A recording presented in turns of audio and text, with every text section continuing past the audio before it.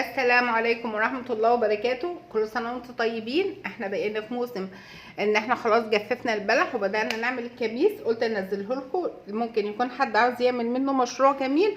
هو حلو قوي. شايفين الجمال؟ ما شاء الله، اللهم بارك. شايفين؟ يلا كده نسمي الله ونشوف عملنا الجمال ده ازاي. بسم الله الرحمن الرحيم. بسم الله الرحمن الرحيم. اول حاجه بحط هنا كوبايه من السمنه، والسمنه يفضل السمنه البلدي، واول ما تسيح انزل عليها بالسمسم عشان احمصه. انا هعمل 5 كيلو عسل و2 كيلو ونص بلح. هحط عليهم نص كيلو من كل من السمسم وجوز الهند، ممكن مكسرات او سوداني زي ما انت عاوزه، و100 جرام بس حبة البركة. السمنة هي ساحت، احط اهو ال100 جرام سمسم، اقصد النص كيلو سمسم اهو، وابتدي احمصه لغاية لما يبقى لونه كده ذهبي ذهبي كده فاتح. شايفين بالشكل ده اهو، ذهبي فاتح. بعد كده انزل بايه؟ بجوز الهند عشان احمصه برضو نص كيلو جوز هند عريض. ونخلي بالنا جوز الهند بيتحمص بسرعه.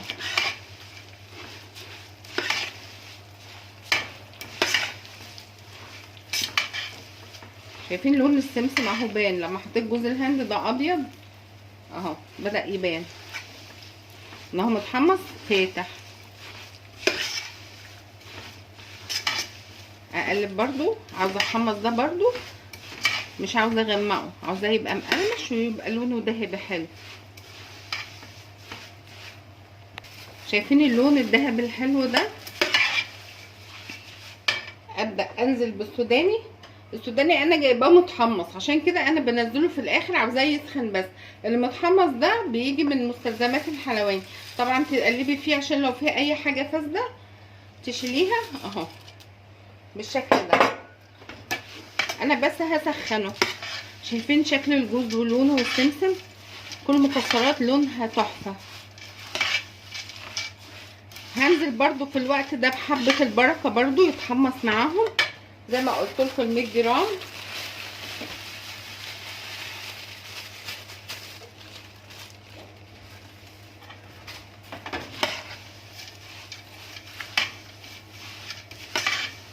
شايفين بقى الجمال؟ ريحه المكسرات تحفه.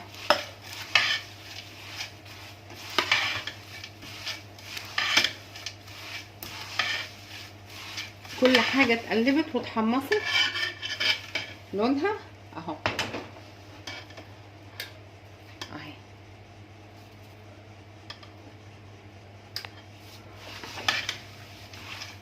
اطفي بقى النار، فضيت كل المكسرات هنا اهي، الجوز والسوداني والسمسم وحبة البركة اهو، فضيتهم كده. شايفين ما شاء الله اللهم بارك. بعد كده نكمل بقى نشوف هنعمل ايه. نفس الحلة هحط فيها شوية من قشر اليوسفي، لو على الميزان هيبقى تقريبا 200 جرام ماشي. بيدي نكهة حلوة قوي. ممكن الاستغناء عنه، ولكن هو بيدي نكهة حلوة قوي. بتقطعيه صغير كده.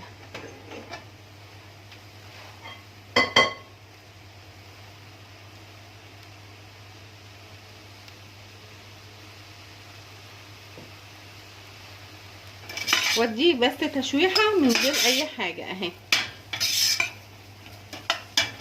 لغايه لما اشم ريحته. ليه انا شلت المكسرات؟ انا شلتها علشان بضيفها في الاخر خالص، عشان يفضل لغايه اخر معلقه في الكبيس المكسرات مقرمشه. انا مش عاوزاها تدخل مع العسل وتبوش، لان انا لو غليتها مع العسل هتبقى طريه ومش هتبقى فيها القرمشه بقى والطعم الجميل ده. بيفرق جدا في الطعم. بقلبها كده 10 دقايق اهو بالشكل ده. هضيف بقى العسل. العسل اهو 5 كيلو.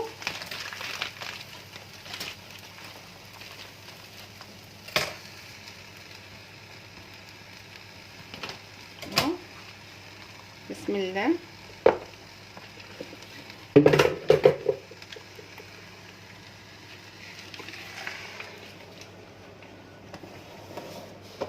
لازم نختار عسل يكون حلو وليه كثافه.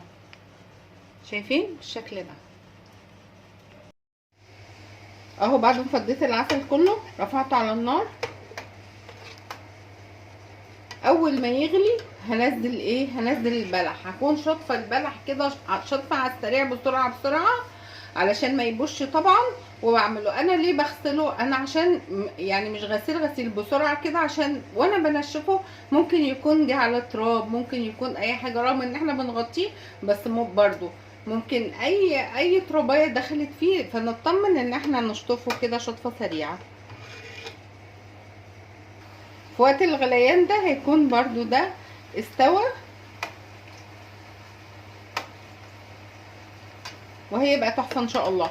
انا بقى اروح اشطف كده البلح لان هو قرب يغلي اهو. انا هو اول ما هيبتدي يغلي انا هديت النار عليه واضيف البلح.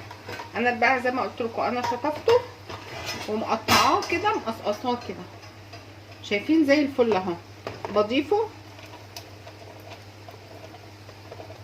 بضيف كل الكميه كده اهو.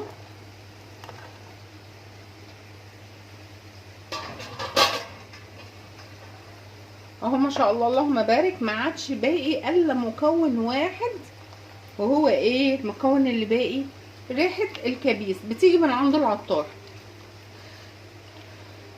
شايفين؟ انا اهو هسيبه بقى ياخد غلوه واحده. انا مش عاوزاه يغلي كتير عشان ما يبقاش كثيف قوي ويكرمل مننا. ده عسل اسود، والعسل دون حلو، نوع حلو اساسا كثيف، فانا مش عاوزاه يتقل زياده. انا مجرد بس ما البلحايه تغلي هتلاقي البلحايه استوت. اول ما يغلي ونيجي نحط ريحه الكعكه هوريهولكم اهو بالشكل ده. انا مش عاوزاه يغلي كتير، يعني مفيش يعني 5 دقايق. تمام. اضيف عليه ايه؟ التحويجه. دول 50 جرام. انا عملت المقادير كلها بالجرامات عشان لو حد حابب يعمل المشروع ده ربنا يفتح لكم ابواب الرزق. دي بقى بتضيف ريحه حلوه قوي. نقلبها بس كويس هنشم الريحه بقى تحفه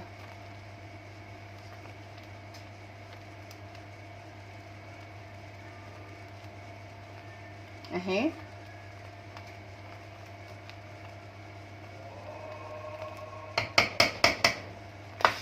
قلبيها كده من تحت لفوق عشان تدخل فيها كلها.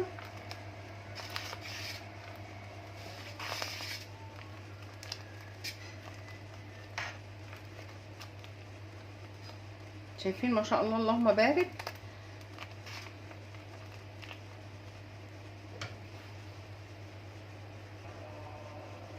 ممكن تاخدي جزء صغير كده تعملوا له اختبار اهو. استوت اهي. شايفين ما شاء الله. هو البلح ما بيتحملش اهو. انا مش عاوزاه تقيل اكتر من كده لان هو لما بيقعد بيبرد بيتقل اكتر اهو. اطفي عليه بقى واسيبه لما يبرد خالص خالص، وبعد كده اضيف عليه ايه؟ اضيف عليه بقيه المكونات. ممكن اسيبه ليله كامله لان هو بيغيب عما يبرد. تمام اهو.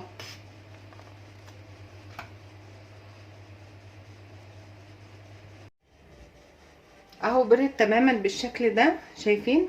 زي ما قلت لكم لما بيبرد بيتكثف اهو. اهو ما شاء الله اللهم بارك. ابدا بقى اضيف عليه المكسرات اللي احنا حمصناها، اللي هي الجوز والسوداني وحبه البركه والسمسم.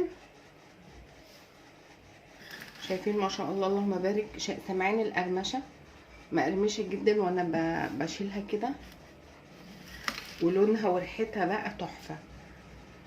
هحط حبه بحبه كده واقلب علشان برضو ما شاء الله المساحه يعني مليانه.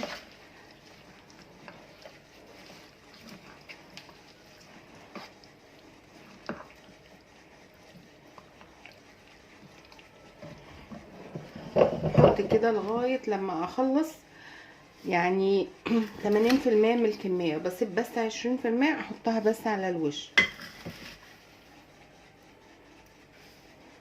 يعني احنا محمصين انصاص نص ونص ونص، يبقى كيلو ونص. وكمان معانا حبة البركة حبة البركة واللهم صل على النبي والسمنة، يعني تقريبا كيلو 800. احط كيلو ونص واسيب 300. شايفين ما شاء الله اللهم بارك، قوامه تحفة، ريحته تجنن. المكسرات دي هتفضل مقرمشه وطعمها حلو قوي لغايه اخر نقطه من الكبيس ده.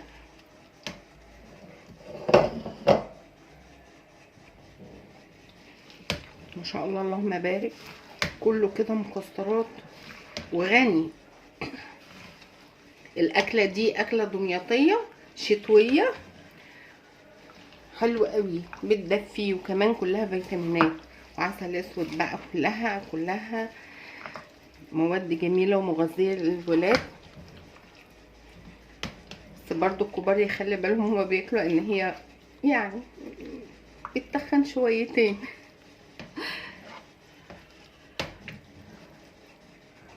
خلي بالك تقلبها كويس عشان يبقى من تحت ومن فوق كلها فيها المكسرات وفيها كل الخلطه تبقى كلها، لما تاخدي اي معلقه تبقى مليانه بالشكل ده. شايفين ما شاء الله اللهم بارك، تحفه. تبداي لو انت هتخرجيه للبيع تبداي تعبيه في عبوات اكليريك زي دي كده، انصاص، رباع، كيلوات، زي ما تحبي. لو انت هتعمليه للبيت عادي اي برطمانات، بس حتى انا بفضل حتى لو للبيت بعملها عبوات وناخد عبوه. طبعا بتهدي منه يعني قرايبك وكده. لو انت شاطره هتبقي اشطر واحده ومتميزه فيه. شايفين ما شاء الله اللهم بارك. ابدا بقى اعبيه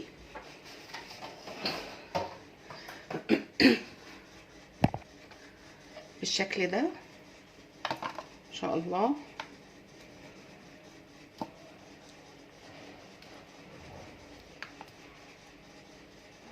شايفين الجمال، شايفين ما شاء الله